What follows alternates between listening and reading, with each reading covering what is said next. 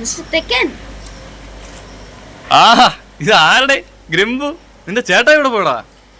ഏട്ടേ കടയിൽ സാധനങ്ങൾ വാങ്ങിക്കാൻ പോയി. ഇപ്പൊ എന്തോ അത്യാവശ്യം? അപ്പൊ അങ്കിൾ അറിഞ്ഞില്ലേ? ഏട്ടേ വാരണാസിയിൽ പോകാൻ പോവാ.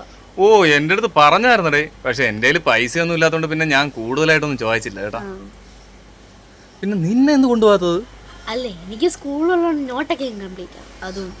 ഓ ശരി എടാ, എന്റെ കയ്യിൽ പൈസ ഉണ്ടായിരുന്നേ ഞാൻ ഉറപ്പായിട്ടും പോയാനടാ.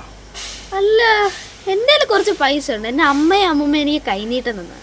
എടാ, എന്നാ പിന്നെ നിനക്ക് അത്യാവശ്യം ഒന്നും ഇല്ലെങ്കിൽ അതെനിക്ക് താടാ. ആ ശരി, ഞാൻ പോയിട്ട് വന്ന് നിനക്ക് അവിടെയുള്ള കാര്യങ്ങളൊക്കെ പറഞ്ഞുതരാം. എനിക്ക് അവിടുത്തെ കാഴ്ചകളെല്ലാം കാണിച്ചു തരാവോ? ഉറപ്പായിട്ടും എന്റെ കൊച്ചിനെ ഞാൻ കാണിച്ചു തരും. Done done.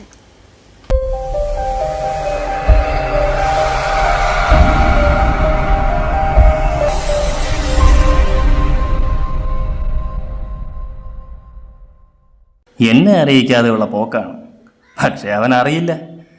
എന്നെ അറിയിക്കാതെ അവൻ എവിടെ പോയാലും അവൻ്റെ കൂടെ ഞാനും കാണും.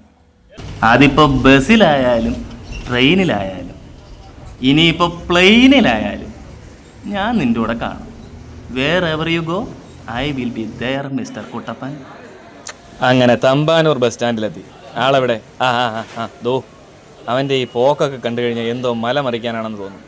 കൂടെ പോയിട്ട് വഴി തെറ്റാതിരുന്നാൽ മതി. അല്ല, ഇവൻ്റെ കൂടെ പോയാൽ മിക്കവാറും വഴി തെറ്റുമെന്നാണ് നാട്ടിൽ പൊതുവേ ഉള്ളൊരു പറച്ചിൽ. നോക്കാം. എന്ത് ഭംഗിയുള്ള സ്ഥലമല്ലേ.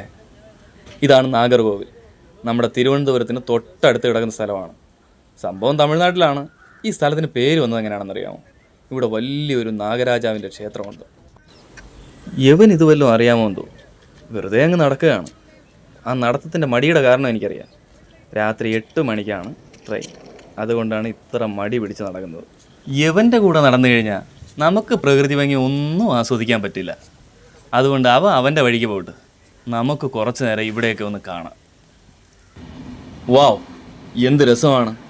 ആ സൂര്യാസ്തമനം ഒന്ന് നോക്കിയേ, എത്ര ഭംഗിയായിട്ടുണ്ട്. സത്യത്തിൽ ഇവിടെ എങ്ങാനും താമസിച്ചാലോ എന്ന് ആലോചിച്ച് പോവാം.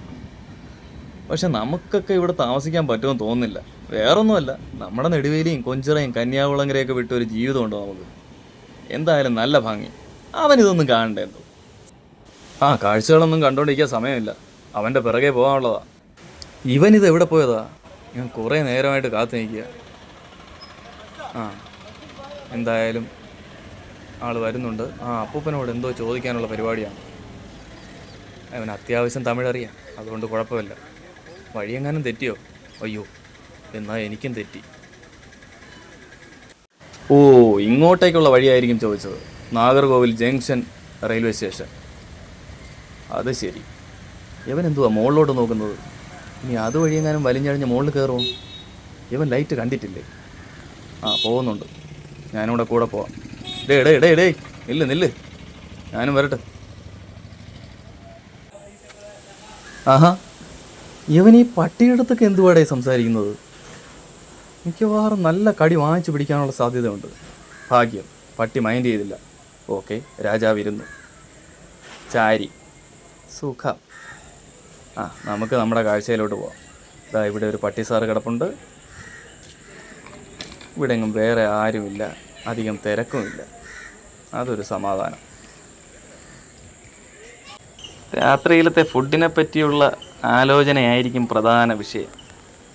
അയ്യോ, ആ നോട്ടം കണ്ട, എന്തൊരു നിഷ്കളങ്കത. എൻ്റെ വീഡിയോ എടുപ്പ് അവൻ അത്ര സുഖിച്ചില്ല. 150 കിലോ പുച്ഛം വെതറിയിട്ട് പോണ പോക്കാണ്. പതുക്കെ സ്ഥലം വിടുകയാണ്. പോടാ. അവസാനം വാരണാസിയിലോട്ടുള്ള ട്രെയിൻ വന്നു. 8 മണി. സാറ് കയറി. ഞാനും ഉണ്ട്. ഞാനും ഉണ്ട്. നല്ലൊരു ഉറക്കം ഉറങ്ങി എണീറ്റു.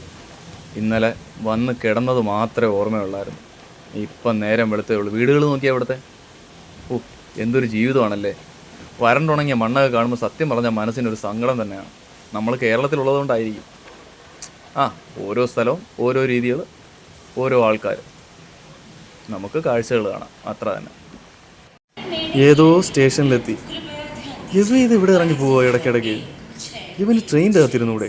ചുമ്മാ തെണ്ടി നടക്കും, ബാക്കിയുള്ളവർക്ക് ടെൻഷൻ അടിപ്പിക്കും.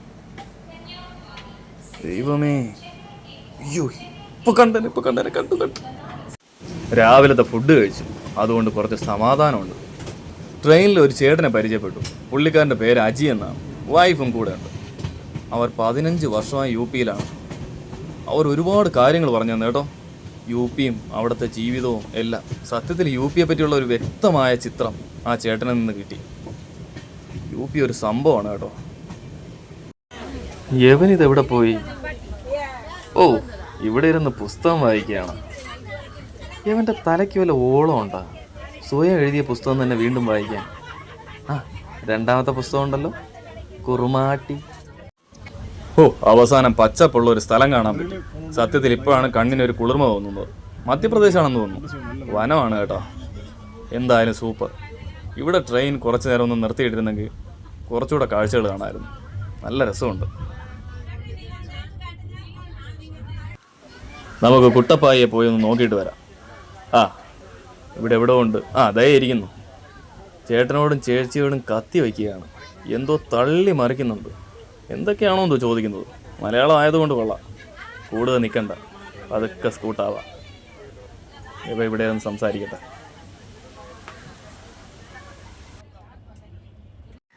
ഇതാണ് നമ്മുടെ അജിച്ചേട്ടനും ചേച്ചിയും. ഇത് നമ്മുടെ ദേവി മോൾ. ഇത് മിസ്റ്റർ പുത്തുച്ചേട്ടൻ. ഇപ്പുറത്തിരിക്കുന്നത് സുരേഷ് ചേട്ടനാണ്. ദുവാ കിടക്കുന്നത് ദേവി മോളുടെ അമ്മയാണ്. ഈ ഇരുന്ന് ചിരിക്കുന്ന ചേട്ടൻ ആരാണെന്ന് ഒരു പിടുത്തവുമില്ല. അങ്ങനെ യാത്രയുടെ രണ്ടാമത്തെ രാത്രിയിൽ ചരിത്ര പ്രസിദ്ധമായ ഈ വാരണാസിയിൽ കുട്ടപ്പായും ഈ തെക്കനും കാലുകുത്തി. ആഹാ, എന്താ രസം! നല്ല ചൂടുണ്ട് കേട്ടോ. 47 ഡിഗ്രിയോളം ഉണ്ട്. അതിനനുസരിച്ചുള്ള തിരക്കും.